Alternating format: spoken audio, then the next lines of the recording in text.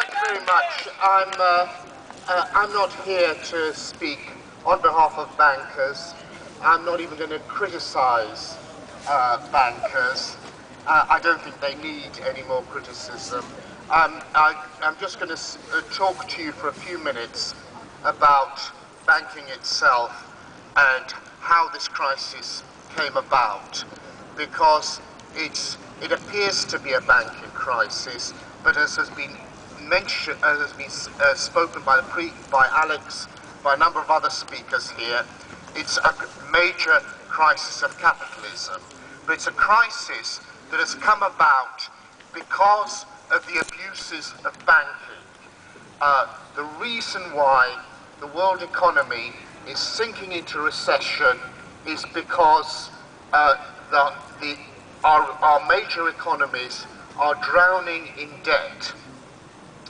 Our companies, the companies whose function in a capitalist economy is to accumulate, invest, they have been loaded down with debt. There's a system that's called equity funding. I don't know whether you've heard of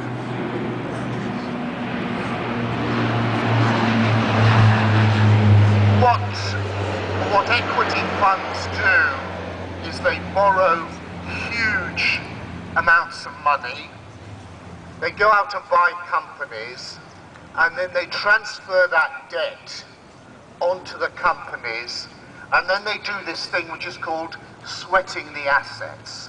Sweating the assets means making the workers work longer for less, cutting back on investment, selling off anything that's profitable in there until you've got the debt down to the point where you can sell the company again. But this time you sell it for pure profit because the equity fund doesn't have the debt anymore. It's gone on to the company.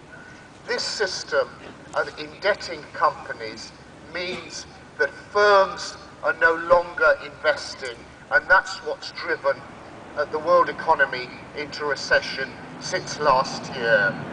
Some of you may have heard that the point at which the recession broke was not when the banking crisis started, but was last summer, the summer of 2008, when a number of very large companies announced that they were cutting back on their investment projects. The result of that is the fall in growth, the negative growth which we're now experiencing. The other people that have been loaded down with debts are households. Households because in countries like Britain and the US, there's a very easy way of loading people up with debt. You simply make it impossible for them to live decently unless they indebt themselves. And if you look at who's getting indebted, it's not the rich, it's young people. You force young people to indebt themselves at a time in their careers when they're usually earning relatively less, and they'll put up with it as long as they know that the value of their property will go up. Well, the problem is now that it's not going up, and you have a generation of young people at the start of their careers who are very, very heavily indebted.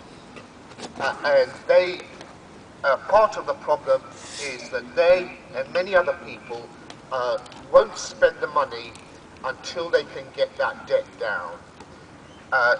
With many young people, there's been a whole system of loading them up with debt, including student debt, which at the present time, as prices are stabilizing, as prices are starting to fall, means that even if they do start paying off their debts, the more they pay off their debts, the more the real value of their debts will grow if prices start to fall.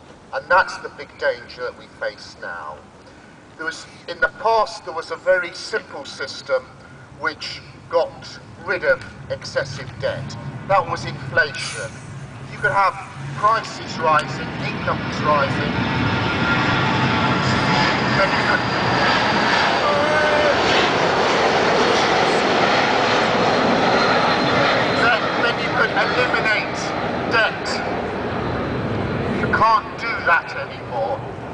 that's why the prospects for global capitalism are grim. And that's why the central bankers are deeply, deeply worried. They're all deeply worried because they know that they cannot keep the lid on popular discontent if they don't do something. I'm afraid they won't do anything.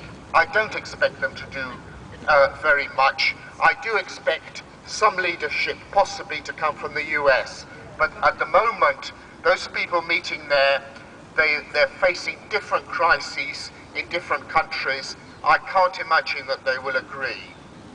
What needs to be done? What needs to be done?